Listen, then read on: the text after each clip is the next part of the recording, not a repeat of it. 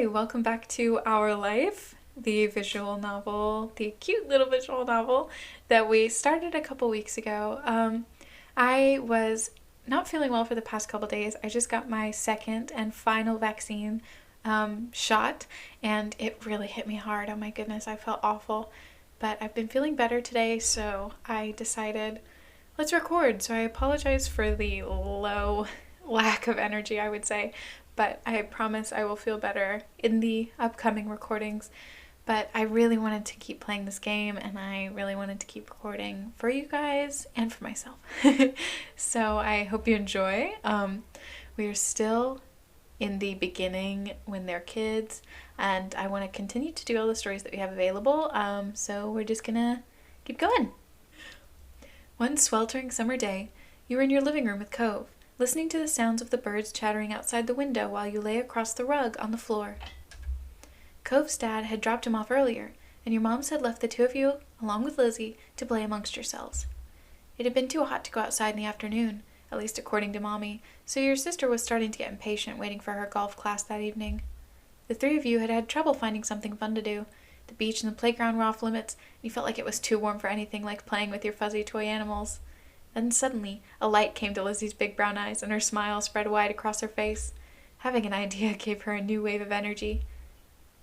"Since we're stuck inside, we should be adults. They don't play outdoors anyways. They're always inside and telling everybody they're too busy anyway." "Why?" "I said why, and it'll be fun. Duh." "Why? What do they do inside that we don't, besides use the phone a lot?" Excluding a small huff, Lizzie decides to ignore Cove. "Jamie, what do you think? What do you want to do?" Cove said that it doesn't sound fun. I bet we could come up with something else. But that's what I'm going to do, and it's not as fun when I play pretend adults by myself. Do you do that a lot? What's it to you? Looking at Lizzie, it seemed Cove felt he could understand where she was coming from, and he sighed. "Do you really not want to play, Jamie?" It was clear he wanted some way out, but still felt guilty about it. "I'll try, but that sounds boring. Okay, I'll stay. Sorry, I have other stuff to do." "I'll try it, but that sounds boring." "It's not going to be, I guarantee." Lizzie seemed more determined than ever, and you could only sigh. Satisfied that neither of you were about to bail on her, Lizzie thought over her options while you watched.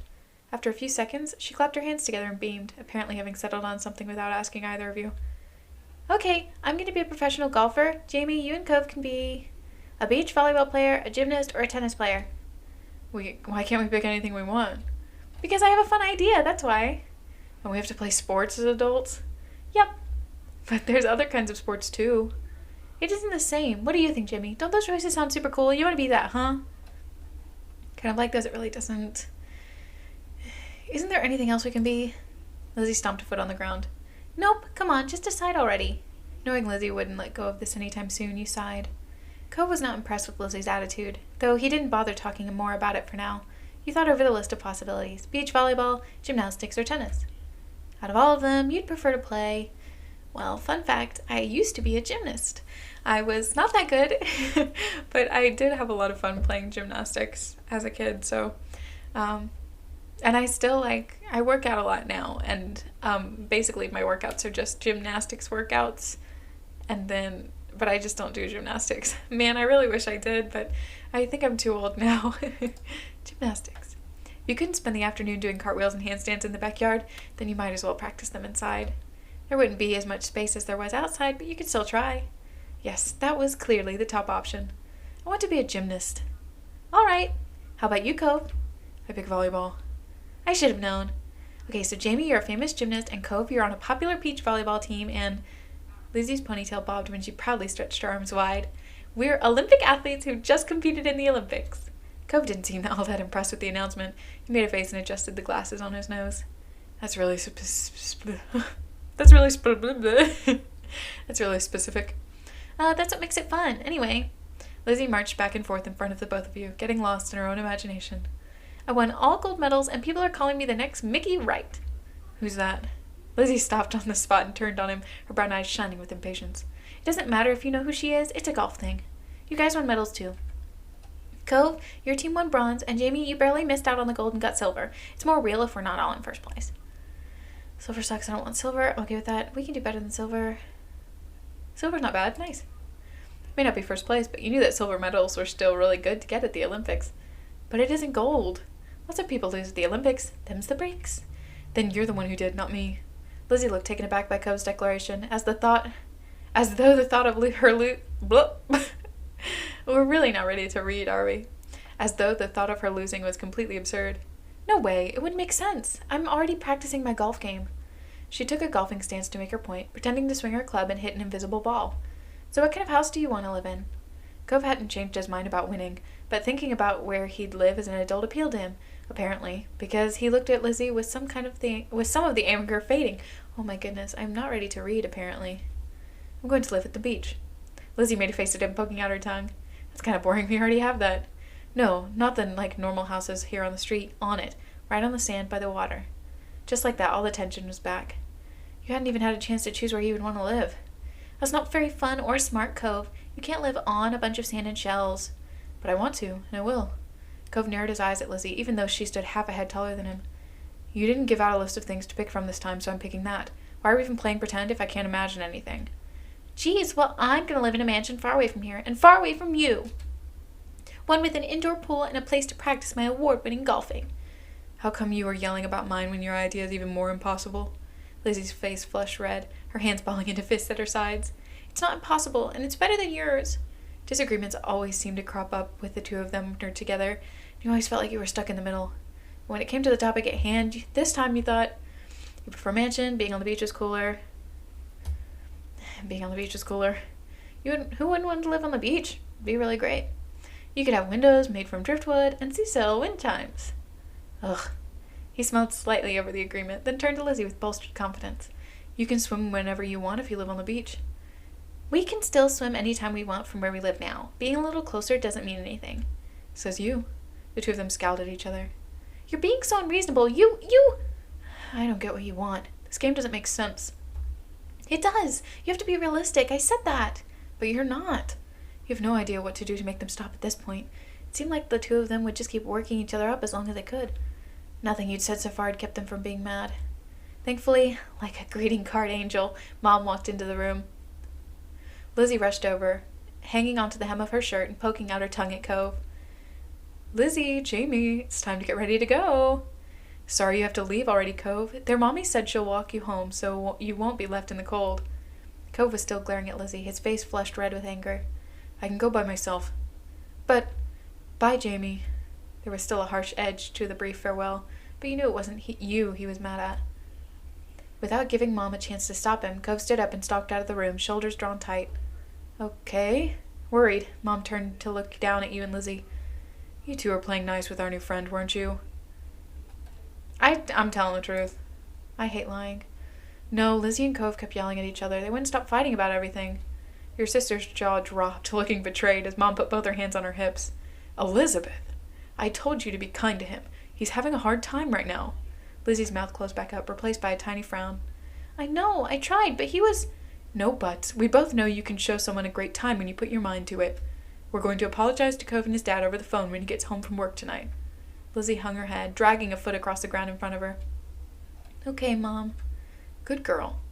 You caught pieces of Lizzie sulking to herself about how it was his fault, too, but it was over. Right, we better get a move on. Let's go, kids. No, Lonnie, where did you leave the car keys? Mom hustled you all out the door, and you noticed during the car ride to golf practice that Lizzie was quieter than usual. She was usually the first one to request which music to listen to in the car, but she didn't say a thing. Your parents noticed she wasn't in the mood to be bothered. They gave her space, and Mommy just asked you what you'd like to listen to. Favorite song? Soundtrack. I love movie soundtracks. Oh my gosh, they're always so good, so I'd probably pick that. Oh, but I could choose a song Lizzie liked to cheer her up. This is tough. My first thought is to pick something I want to listen to, but it would be better to choose something that makes Lizzie happy. Yeah, we'll choose that. You were happy to see it brightened her up right away, and she started singing along with you. Soon enough, her bad mood was a thing of the past. When the car ride was over, you spent the twilight hour watching Lizzie hit things with other girls her age. You didn't know much about golf, but you could tell that she really liked it, so you sat with your moms and tried to puzzle it out. It was nice sitting outside after being cooped up in the house all day, and you stretched out your legs to let the last few minutes of sun warm your skin. When the sun was finally out of sight, dipping behind the horizon, you all got ready to leave. Instead of going straight home, your moms took the family out to dinner. You went to a restaurant you'd all been going to ever since you could remember. The whole afternoon had been a bunch of shouting you hadn't been able to stop, but you could kind of tell that all this helped Lizzie, I'm saying my own name, because Lizzie is so similar to Lenny, be less angry. The car ride home was quiet, with only the radio providing escape from silence. Lizzie had been in better spirits now, but the closer you got to your neighborhood, the more she wiggled in her seat and frowned out the window. She knew what was coming when you all got home. Clearly, she was dreading it. Soon enough, Mom was turning onto your street, then reversing into the driveway. Once she cut the ignition, it was dead silent. No one spoke, only unbuckled their seatbelts and opened the doors. Lizzie was the last one out. Once everyone was inside and done taking off their shoes, she propped her hands on her hips. Now then, Mr. Holden's car is in his driveway, so he should be back from work. That's good news, isn't it, Elizabeth? You and Cove can hash things out before the day is done. Lizzie didn't complain or put up a fight. Her head ducked so she didn't have to meet anyone's eyes. She nodded once. Good, let's move this to the kitchen. Mom went over to the house phone, the rest of you falling behind her. Mommy put a gentle hand on Lizzie's shoulder as they walked side by side. You watched them from the back. This was only happening because you told on Lizzie. You didn't regret it, you felt a little guilty. You hadn't liked doing it, but you had to. I didn't really want to tell on her, but she wasn't being nice. Being a tattletale didn't feel good, and you wouldn't want someone else to tell your moms everything you did. Still, your mom would ask directly, and you wanted to be a liar even less. I 100% agree. The four of you stood around the kitchen in a lopsided square. All eyes were on Lizzie, who kept her gaze at her feet. You remember the number for Cove's house, don't you, honey? Lizzie jerked her head in another nod, sullen. Without further prompting, she stepped forward and began to dial. Oh. Mom reached over and pressed a button on the base. Suddenly, you could hear the phone ringing. She turned it on the speaker. The phone rang a couple of times, then stopped. Mr. Holden's warm voice came through the other end. Evening, Holden residence. Lizzie looked over at Mommy, unsure. She nodded encouragingly. Hi, Mr. Holden. It's, Lizzie. Can I talk to Cove? Lizzie Hayes? What a surprise! But of course you can say hey to the boy. He sounded cheery as usual, though definitely meant it when he said he was a surprise. You thought hard, and you were sure that your sister had never called Cove's house before. Mom spoke up before Mr. Holden or Lizzie could say anything more. Her arms were crossed over her chest, her lips pursed. Hi, Cliff. Nolani, Jamie and I are here too. Good evening. We're sorry to bother you so late. I'll probably just say nothing. You shifted from one foot to the other but remained where you were. The gang's all here, huh? Something the matter? His voice grew a bit concerned. Mommy was quick to reassure him. No, well, yes, but it's going to be okay. Lizzie and Cove got into a bit of a fight today. We were hoping that the two of them could talk and make up. Is there a good time for you and Cove? A fight?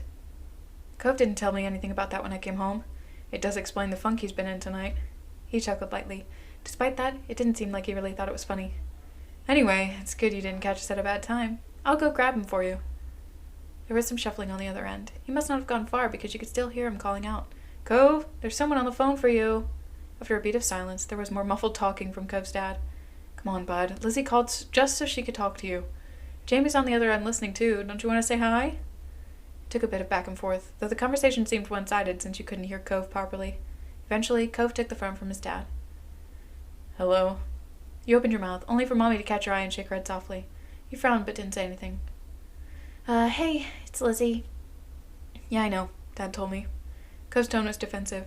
Lizzie turned to Mom, scowling. One stern look from her, though, and Lizzie turned away. I just called to say I'm sorry. For not playing nice with you today, I won't do it again. Lizzie's eyes were downcast, her voice low. You could tell she felt uncomfortable apologizing to Cove in front of everyone. She was still being genuine about feeling bad. Cove must have realized that too, because he sighed quietly. I want gold, and I think Jamie should win too. Really? You thought you were worth gold even though you hadn't even wanted it? Lizzie was momentarily stunned silent by the demand. She probably forgot that had even happened already. All right, we all win the gold. Okay, I guess I'm sorry too. A sense of relief washed over everyone at his acceptance of the apology. Mom uncrossed her arms, while Mommy's shoulders relaxed. Lizzie's eyebrows raised up. You wondered if she thought he'd refuse her apology. Dad, can I get off the phone now? You couldn't see him, but it was obvious that Cove felt awkward about the situation. He'd come off uncomfortable the entire time, really. Yeah, you can go back to your room if you want. Be sure to say goodbye first, though. Bye, Lizzie. Bye. Bye, Jamie. You perked up at the mention of your name. You smiled, even if you couldn't see it. Bye, Cove. With that said, Cove must have handed the phone to his dad and left, since Mr. Holden spoke up. All's well that ends well, as they say. Thanks for arranging this. I'm sure he appreciates it. As Mom replied, Lizzie tugged on Mommy's hand to catch her attention. Can I go now, too? Sure, sweetie. Thank you very much for apologizing to Cove. Mom flashed a brief smile at Lizzie and nodded her agreement. Given permission to leave, Lizzie scurried off towards the stairs. She seemed to be feeling much better with the incident behind her. Mom and Mommy returned to the phone, taking it off speaker. They continued talking to Mr. Holden. You can tell about what. You are glad that was the end of it all. Lizzie and Cove might not get along, and probably still won't, but they weren't mad at each other anymore. Mom and Mommy weren't upset either. Everything was finally back to normal. With that thought, you retreated to your own room with a spring in your step. Yay! That was sad. Alright, next we will do long day. Because it has been a long day. I'm feeling that. It was another scorching summer day, the kind where no sooner had you finished one cup of water, you were already filling it again. Everyone else had something on, so this afternoon it was just you and Shiloh. This didn't happen much, especially since COVID arrived. Without Lizzie around, Shiloh looked to you for all the answers. It made you feel pleased, frustrated. I don't really care either way. Shiloh went along with whatever you wanted, so he wasn't a bother, but he also wasn't much fun. You drained yet another drink and frowned at the empty vessel. Your thirst was gone, but you still craved something icy cold and refreshing. Something sweet. Something like a popsicle. You wanted something fruity and brightly colored. There was nothing like that to be found at home. You knew that without needing to look. Your moms didn't keep sweets in the house. What a bummer. Come on, moms. Outside there were plenty of places where such goodies could be obtained, but there were shops and demanded payment in exchange for their products. You sighed. You voiced your predicament out. I voiced my predicament out loud. I want a popsicle. Shiloh, who had been draped over the sofa, perked up. That sounds good. We don't have anything like that in the house, and I don't have any money. Oh, let me check if I have any. Aw, Shiloh's cute. Shiloh rummaged in his backpack and proudly produced an assortment of coins, plus one stray button. You set the button aside and counted the coins in neat piles. Just over $1. You announced this to Shiloh. He had almost certainly come to the same conclusion, but he watched you expectantly. Need to start. Shiloh beamed at you. Aw, we'll need to find some more. Okay. The two of you lifted couch cushions, stuck tiny hands down deep crevices in the sofa and under furniture, and scoured the back of drawers. Most of what you found was useless or gross. Bent paper clips, fluffy whiffs of dust or sandy crumbs, but every so often one of you would strike silver or bronze and add it to the growing pile of coins. Your mind wandered to the $20 bill tucked away in your room. It was enough for you and Shiloh to get whatever you wanted and more, but you didn't take it out. That was too special to hand over so freely. Besides, Shiloh would be curious about where it came from and might even mention your wealth to Lizzie. The exchange had been secret. Dust and disheveled from checking every room and squinting into every tiny nook, the two of you finished pooling your finds. Shiloh held his breath as you counted the coins once again. $2.53 and 2 buttons. You didn't know where the second button had decided to join the party, but you were too pleased with your successful haul to throw it out. Is that enough? You figured he knew the answer without looking to you for confirmation, but the thrill of your success and the reward that would follow canceled out any other feelings you might have had about that. Yeah. You could now afford something at the shops, just one thing, but that was infinitely better than one. None. I can't read, oh my gosh. Shiloh clapped his hands. Yay! The two of you dashed outside, the promise of sugar buoyed onto you to your destination, where, breathless but happy, you stared. Oh my gosh. When am I going to learn to read? Probably never. You stared at the overwhelming number of options. You knew what you wanted, but it wasn't just you who had contributed funds to get the treat. He seemed to notice your pause. Aren't you getting a popsicle? Shiloh asked as though he was entirely separate from the decision, rather than someone with a stake in the outcome. Do you mind? Shiloh cocked his head to the side. It was your idea, you should choose. I'm going to try and get something we both want. It wasn't fair for you to be the only one to decide when he'd been a main factor in making this happen. Some of the money came directly from his backpack. What do you like? All of them. They're so good. He pressed further. But what do you really like? Popsicles or ice creams? Which is your favorite? Oh, it's so hard to pick. I don't know. Frustrated, you cut to the heart of the matter. You want me to choose? Yeah. And that was that. You got the dessert you wanted originally and hoped Shiloh would actually like it, too. Finally, the reward for all your hard work was in your hands. You sucked on the fruity popsicle you bought. The icy treat cooled you down perfectly, and the zesty flavor was refreshing. You held it out to Shiloh so he could take a turn. He shook his head. You can finish it. He didn't want any? After everything you did to help get it? That was weird. No, I want to include Shiloh.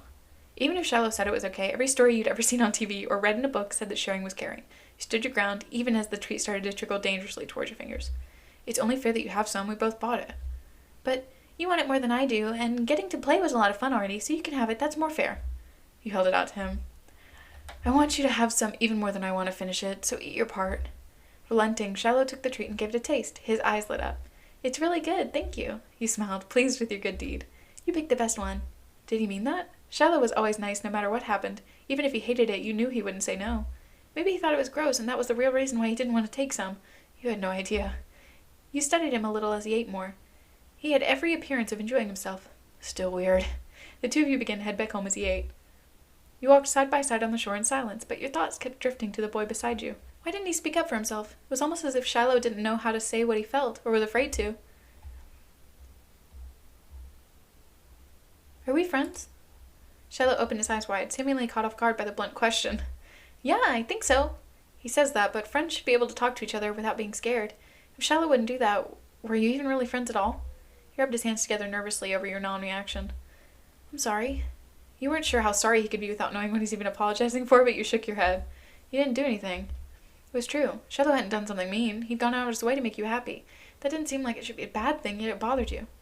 I just don't know if you like me. It's like it doesn't matter what I do, you're gonna act the same. I could be anybody and you wouldn't care. No, I like you. I really, really like you, Jamie. I want to be friends. Okay.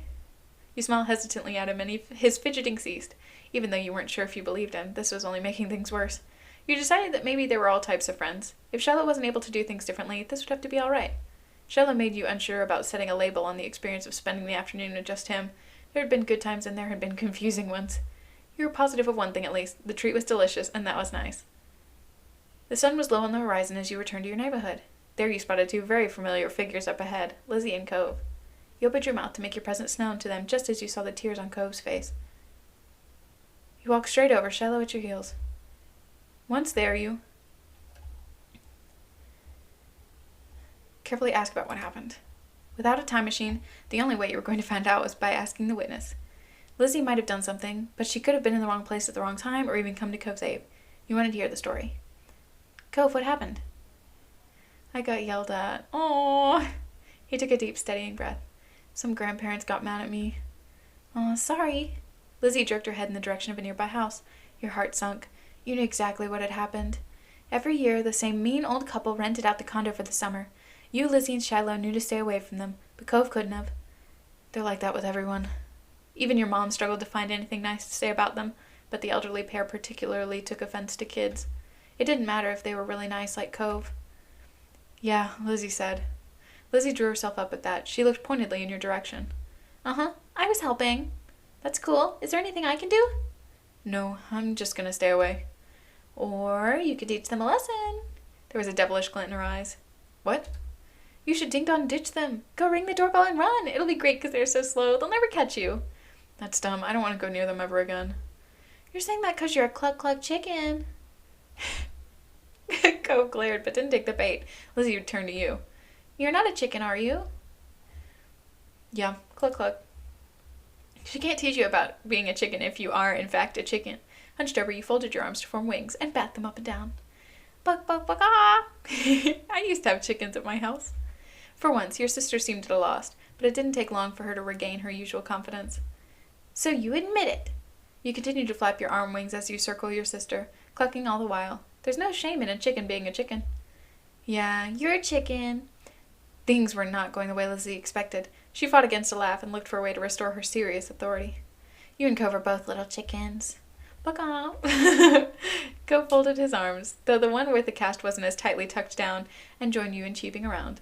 It was hard to cluck through the giggles that rose up when you saw him imitating a chicken, but you still both gave a first-class performance. The door to the old couple's condo flung open to reveal one of the culprits behind Cove's tears. You froze, wings raised. Can't you let anyone have a bit of peace and quiet? He must not be a fan of theater or farm animals, as well as kids. That was the only explanation for his outburst, which was far louder than anything you and Cove had done. Go on, beat it!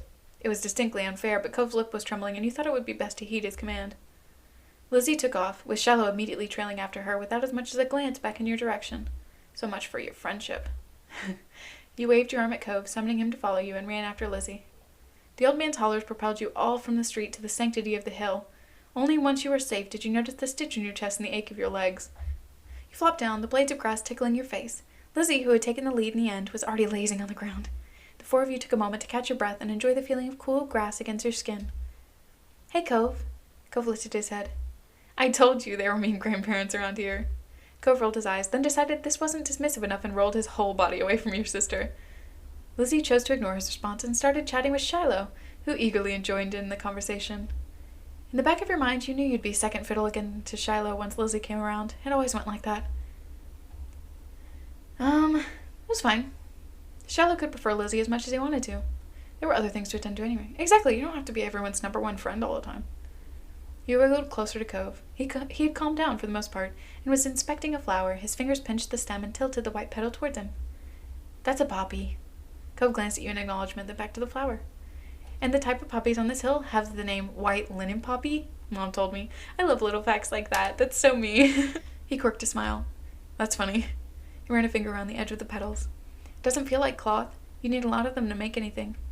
He nodded and released the delicate plant. Evaluation complete. This is my favorite kind of flower, but I didn't know what it was called. Thanks. Oh my gosh, so many.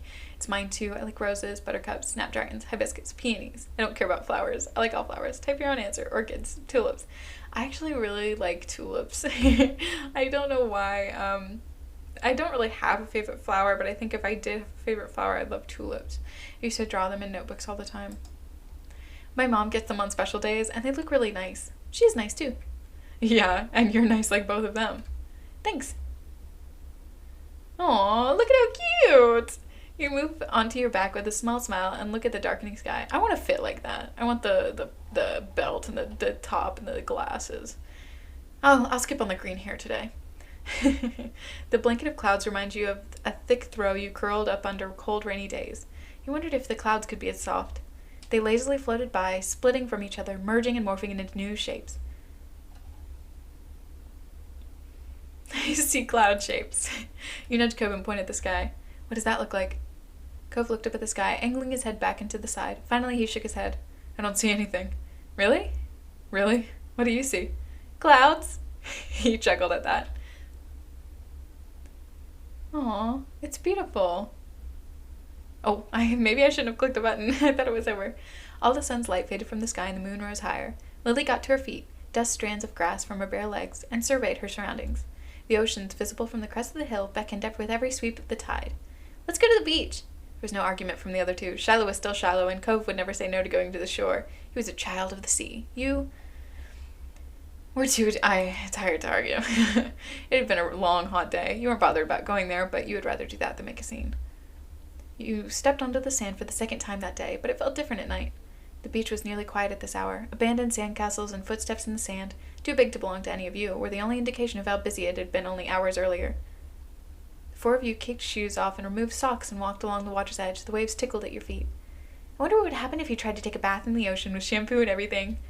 That would be bad for the fish. I didn't say anyone would do it. Geez, you don't have to be serious about everything.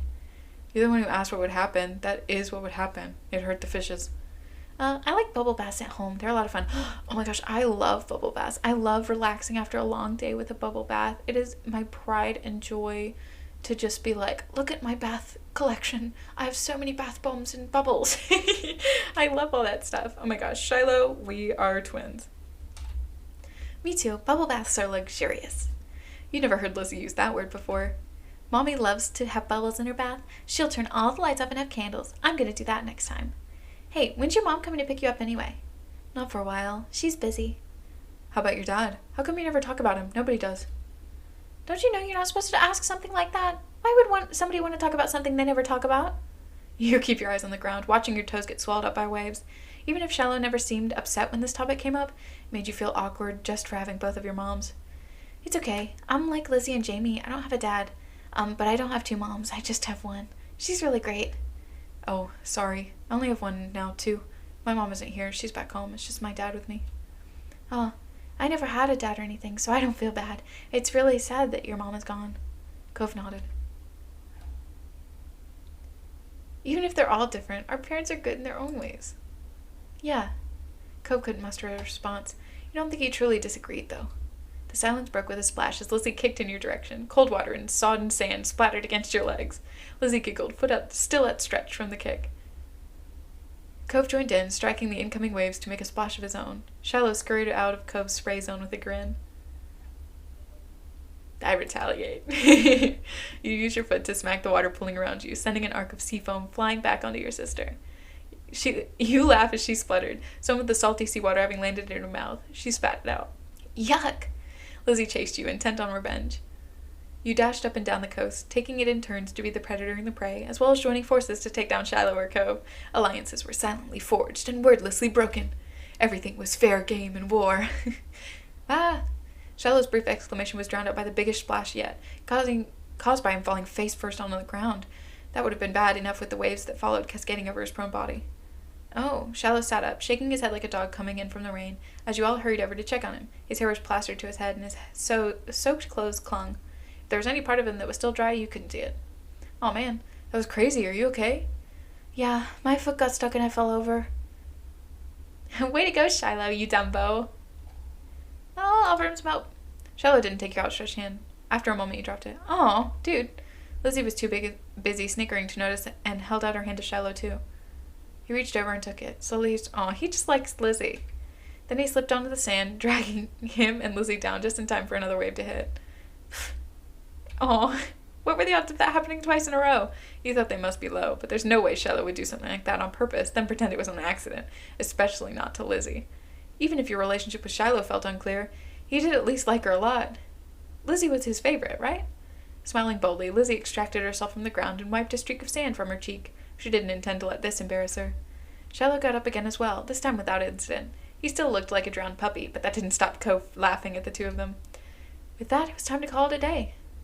The four of you drudgingly made your way back home, leaving a trail of wet footsteps and sand in your wake, as damp clothes weighed the group down. Your moms were outside chatting to Cove's dad. We're back! Your mom's faces fell as they took in the state you were all in, ranging from messy to soaked. Elizabeth, is that all you have to say for yourself? You brought half the beach back with you. They certainly did. What's Marigold going to do when she comes to get Shiloh? Is that how you want him to be for the long drive home, cold and filthy? Lizzie's expression turned sulky over to this scolding. Being the oldest could be fun, but it also meant she was the first to get in trouble when something went wrong. Mr. Holden, on the other hand, chuckled as he ruffled Clove's matted hair. Clove? Where did I get that? Cove. You've been out making memories, bucko? I'm glad you had a good time with your friends. Aww. Cove used his slight moist cast arm to push his dad off. Mr. Holden's eyes widened when he noticed even that had gotten wet. Now he was worried too. Ooh, yeah, I forgot about that. I think they could have found a less risky way to spend time and had just as much fun. That might be right. Kids, what can you do? Come on, Cove. Let's go get you cleaned up and dried off. We wouldn't want that cast to have to be reset. Cove winced at the thought. Okay. That a boy. Mr. Holden casually bent down and plucked Cove up off the ground, ultimately holding Cove against his chest. Sand was already transferring from Cove onto him, but that didn't seem to bother Mr. Holden. Cove protested about being carried, but only got a reassuring pat on the back for his trouble. Good night, Cove. Thank you for the talk, Cliff. Night hiatus family, and Shiloh too. Resigned to his fate, Cove twisted his body in his dad's arms in order to turn around and wave goodbye. You beamed as you reached up and waved your hand in the air.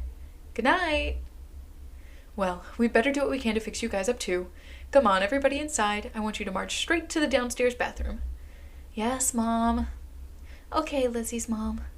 Don't worry about stopping to wipe your feet on the mat this time. That won't do much good tonight. Sitting on an old beach towel your mom had found, you waited in the hall. Until you were less sandy, you weren't allowed to go in your room or walk around the house. But you did get to eat a sandwich for dinner there. Felt like an indoor picnic. It was been decided that Shiloh had washed first and borrow some of your clothes. He was already finished and packed away in his mom's car. Miss Fields had come to collect him a little while ago. It was a bit of a funny experience seeing him without a hat on for once. Lizzie, being much more soaked than you, had got to go in the tub next. It wasn't a bubble bath as she had hoped. There was a no fun allowed clean-up session. At least that's what she claimed. Not much longer and it would be your turn. When the bath was done, you'd have to go right to bed. After a day like this, though, you were glad there weren't going to be any further events. Drifting off to sleep sounded like a great idea. Oh, that was so cute. Okay, I think that's where I'm gonna end this one. This was actually quite long. These stories, the tiny stories, are actually longer than I expected, but they're good, so I don't mind taking time to really like just focus on doing the stories without having like progression in it. Um, but I will see you next time. I hope you enjoyed. I hope you have a good day, good week, good life, good year. I'm gonna go rest probably, but I might record some more episodes just because I feel like it. But I hope you enjoyed. I'll see you next time. Goodbye.